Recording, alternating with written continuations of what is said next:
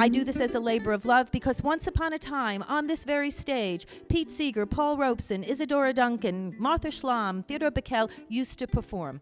When there were thousands of people spread out under the pavilion, under the stars, on the grass, you couldn't even get a seat here. And we're just hoping, even though this is our 11th year, that this spirit somehow keeps this community alive.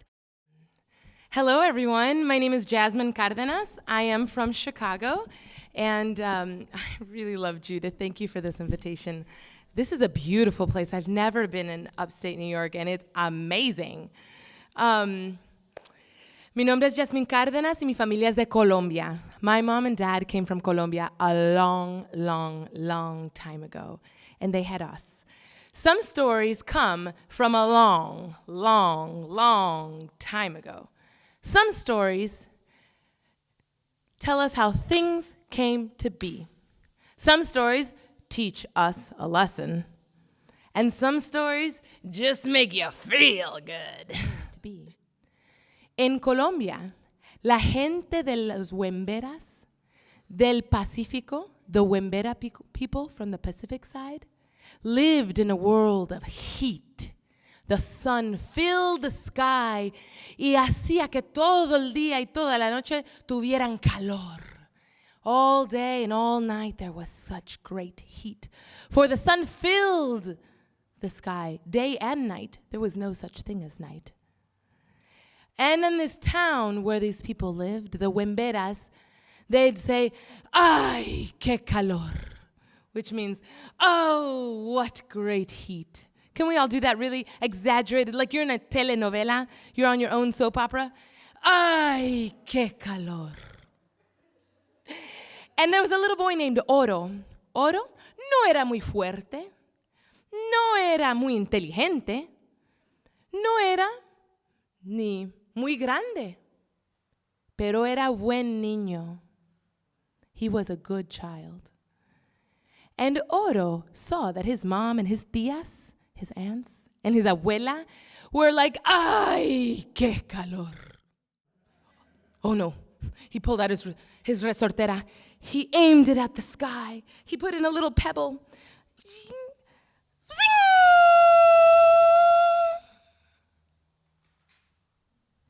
Nada pasó.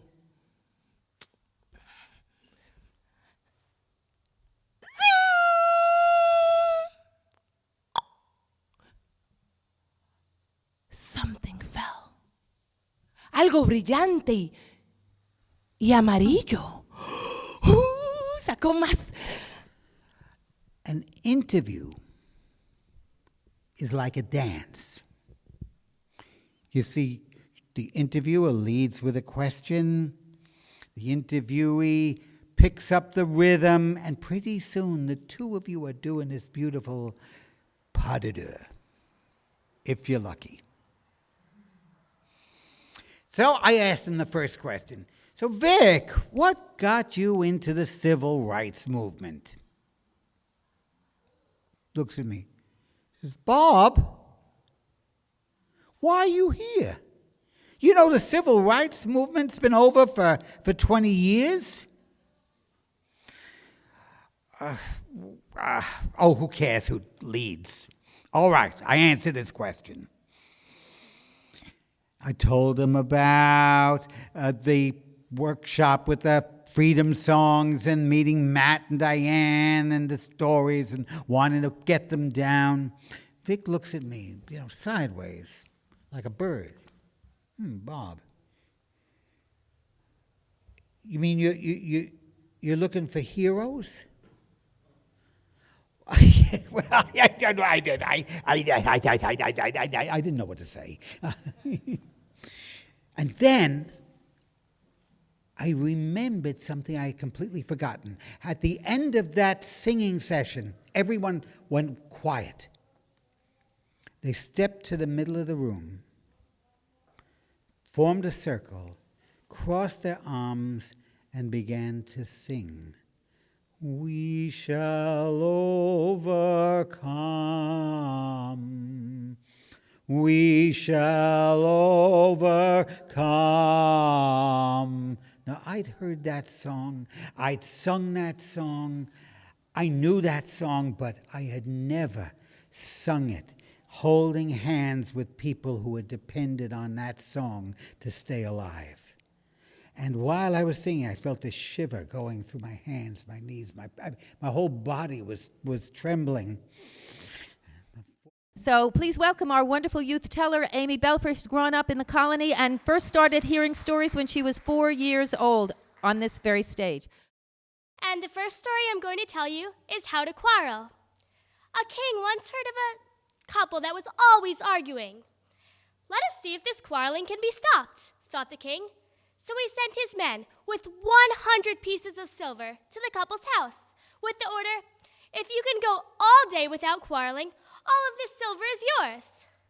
Then we must find a way not to quarrel, exclaimed the husband. Wife, you must hold your tongue all day, because if you don't, I'm sure you will argue with me.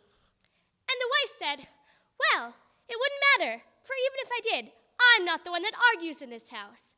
All the neighbors know that you are the one that quarrels all the time. And with that, the two began to quarrel.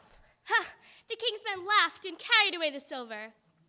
The two would never learn to stop arguing. The king decided to test another couple the same way, except he had heard that this couple never, ever argued. So he sent his men with the 100 pieces of silver, with the order, if you two can become angry with each other today, then you will get all of this silver. Oh, that husband wanted the silver, so he tried to think a way to anger his wife. I know. I will weave her a basket for her spinning cotton with so many holes that the cotton will just fly out. I'm sure this will make her angry. I thought But it when was he a did- crime to take his money, you can bet, for being a farmer's boy. And so I wrote my duties down in case I should forget that I was a farmer's boy. It took all night to write them down, I didn't go to bed. Somehow I got them all mixed up, for this is how it read.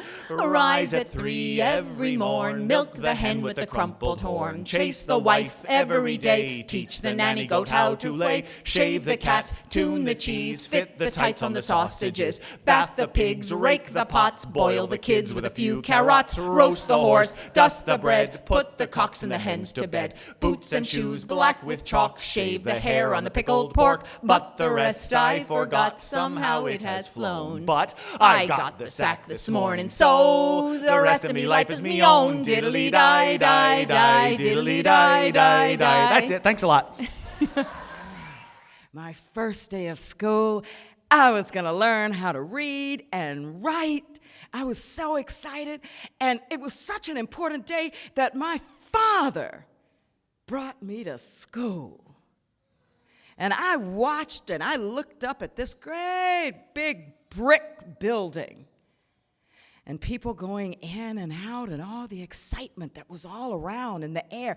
The air was electric. It was like peppery. It was so electric. Now, I'd been to this school before. I'd been to the building before. A week earlier, my mother had brought me to the school because she wanted to talk to the principal. After a long time later, finally the little girl came back out. And she came to my mother and she said, I'm sorry, but the principal is too busy to see you. I could feel the tension in my mother. Now, my mother is a very southern lady. She grew up in Yazoo County, Mississippi. And so she mustered all that friendly southern thing to bring a smile to her face, and she said, well, is there another time? And a little girl just shook her head and said no. Well, I knew this was too much for my mom. She grabbed my hand, and she briskly led me out of the school building. And I was afraid that I wasn't going to get to go to this school. This school was only a block from where I lived. And it was on the same side of the street. I would only have to cross one little quiet street. But if I had to go to the other school, it was 3 blocks away. And I had to cross a busy street. And that was really scary. I mean, what if someone ignored the crossing guard and I got hit by a car on 12th Avenue South in Nashville? I was just worried because I wanted to go to this school because it was so close. It was just a block. away. So, hi, I'm Robin Beatty. I'm somewhat surprised I'm standing here. Yesterday, my feet were in Ireland. Today, my feet are in New York. And my heart feels split. And Ireland was just a whole series of adventures where, like, nothing was as I expected it to be. I mean, honestly, I thought there'd be leprechauns or leprechaun lookalikes. You know, I thought I would be seeing brawling in the streets. I had a lot of thoughts.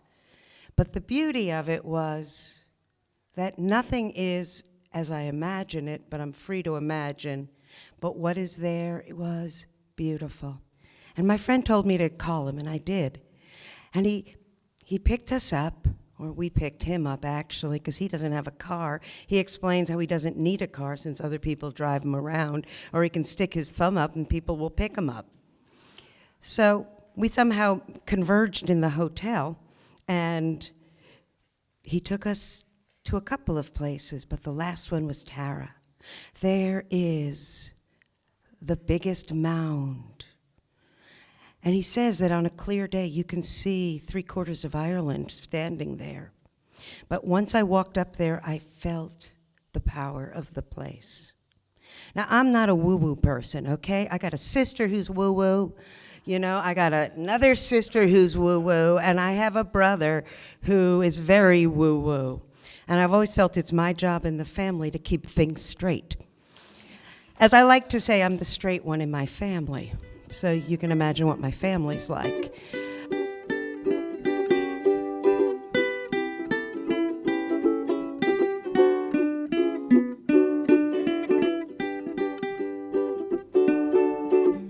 I know why I've waited, know why I've been blue.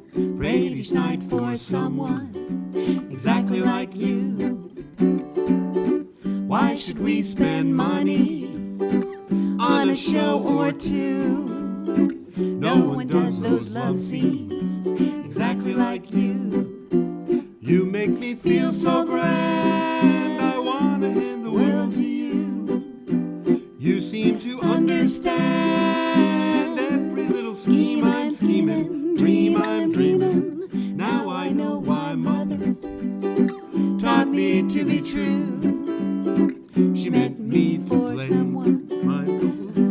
Oh, I almost gave it away.